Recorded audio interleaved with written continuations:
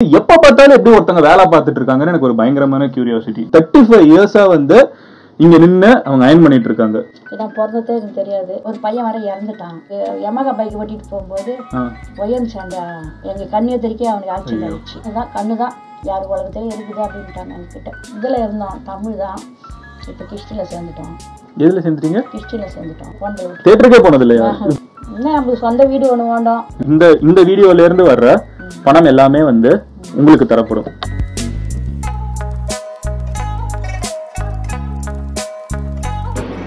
இதுதான் எங்க ஆபீஸ்.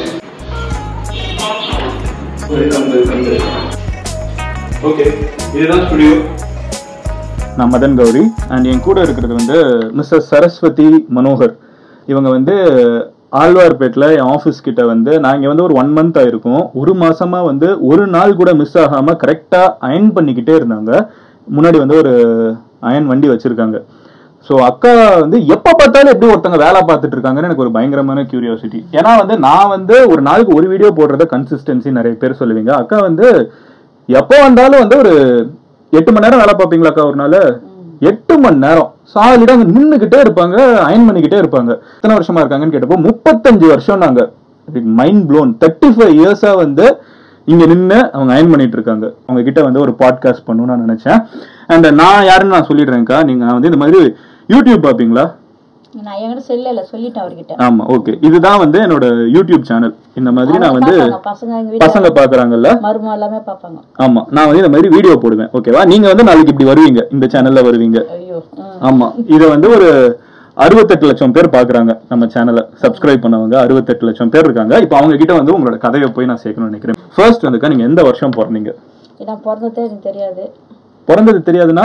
ஆமா, ஏன்னா அம்மா இல்ல, அப்பவே போயிட்டாங்க அப்பா கிட்ட விட்டுட்டு அம்மா. ஓகே, அதனால எனக்கு பிறந்த டேட் தெரியாது. ஓகேக்கா. இங்க வந்து எப்படி இந்த அயன் பிசினஸ்க்குள்ள எப்படி வந்தீங்க? 35 வருஷமா எப்படி அயன் பண்றீங்க? எங்க வீட்டுக்காரங்க வர போறதுக்கு அந்த வண்டி விக்கிறேன்னு சொன்னாங்க. அப்பத்திக்கு வாங்கினாரு. எவ்வளவுக்கு வாங்குனீங்க இந்த வண்டியை? அப்பத்திக்கு 7000 ரூபாய்க்கு வாங்கினேன். 7000 ரூபாய்க்கு இந்த வண்டி? 35 வருஷத்துக்கு முன்னாடி? ஆமா, அப்பத்திக்கு வாங்கி 10,000 வட்டி கட்டி இருக்கிற அதுக்கு. ஓ, ஆமா, அப்பெல்லாம் வந்து துணிக்கு 5 பைசா. 15 பைசா. 1980ஸ்ல நீங்க வந்து 8 காசுக்கு நீங்க வந்து 8 காசு எத்தனை காசு?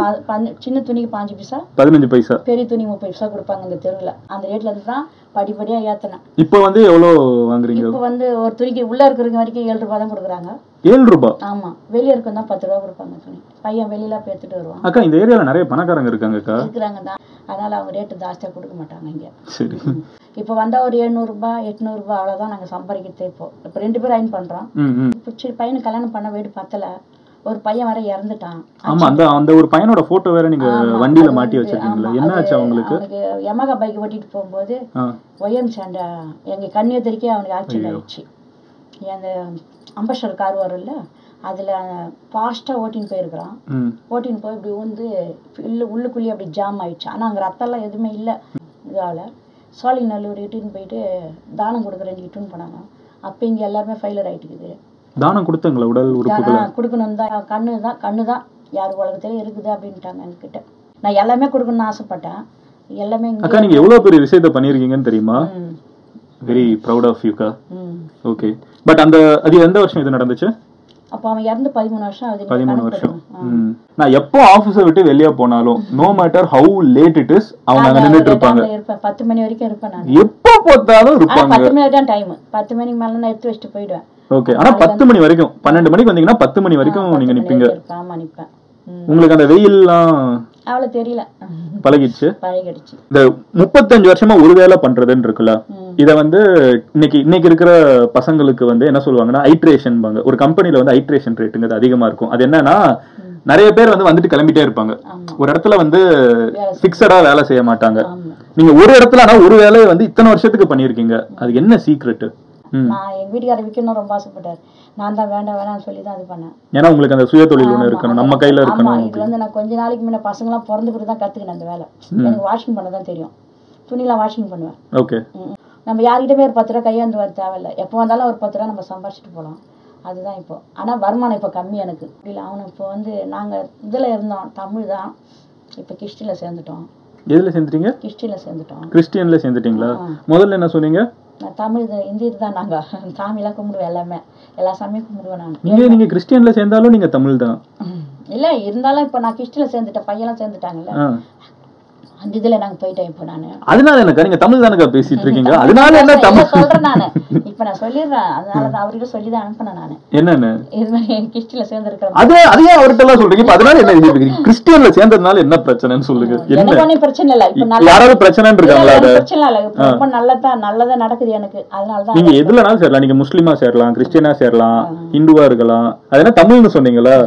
இந்துவா இருந்தீங்க முதல்ல, அதான் தமிழ். சாமி எல்லாம் கும்பிடுன்னு சொல்லுவேன், அதெல்லாம் கிடையாது. இப்ப நம்ம இதுல சேர்ந்துட்டா சாமி எல்லாம் நம்ம கும்பிட முடியாது. நீங்க யாரு கும்பிடுவீங்க இப்போ? இப்ப அவருதான் இயேசுதான் கும்பிடுறோம். அப்ப கும்பிடுறீங்கல்ல, அவர் சாமி தானே. சரி, ஓகே. எனக்கு முக்கியமான கேள்வி என்னன்னாக்கா, உங்களை வந்து இந்த சைடு ஏதாவது மினிஸ்டர்லாம் யாராவது பாத்திருக்கீங்களா? எம்எல்ஏ இவருதான் போயிருக்காரு, பாக்குறோம். நம்ம யாரு? ஸ்டாலின் தான் போறாரு வராரு, ரொம்ப பாக்குறோம். பாக்குறீங்க? ஆமா, கனிமொழி வருவாங்க இந்த பக்கம். அப்படியா? உங்ககிட்ட யாராவது பேசி இருக்காங்களா? யாரும் பேசினது கிடையாது. ஓகே. நீங்க வந்து சினிமாலாம் பாப்பீங்களா? அன்னைக்கு சன் டிவி வந்தது, அதுல இருந்து நாங்க சினிமா தியேட்டருக்கு போறது கிடையாது. நான் புதுசுல போவோம். ஓடிடி இன்னைக்கு வந்து எல்லாரும் வந்து நான் படத்தை எல்லாத்தையும் இதுலயே பாத்துடலாம். லைக் நெட்ஃபிளிக்ஸ், பிரைம் அப்படின்லாம் இருக்குது.